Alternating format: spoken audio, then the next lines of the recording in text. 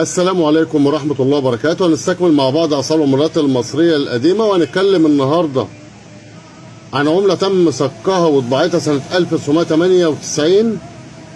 أيوة، سنة 1998 أول جنيه مصري اتطبع في مصر بعد إنشاء دار الصك المصرية، لأن مصر كانت بتعتمد في الوقت ده على العملات اللي بيتم صكها داخل الدولة التركية في اسطنبول، لأن احنا كنا تابعين للخلافة الإسلامية اللي كانت موجودة في تركيا في الوقت ده.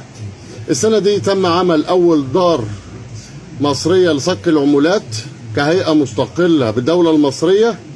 تم طباعة بعض العملات زي الجنيه ونص جنيه وغيره من العملات. النهارده هنتكلم عن الجنيه المصري اللي تم طباعته سنة 1998 اللي بيحمل وجه الجمالين.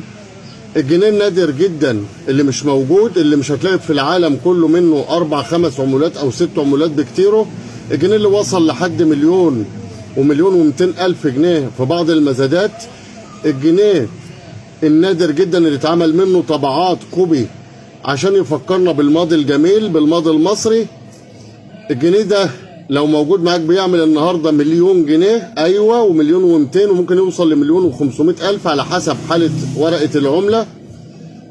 فتش في عملاتك، دور في جيوبك، اسأل جدك وجدتك، اكيد هتلاقي، وهتلاقي اللي احسن منه.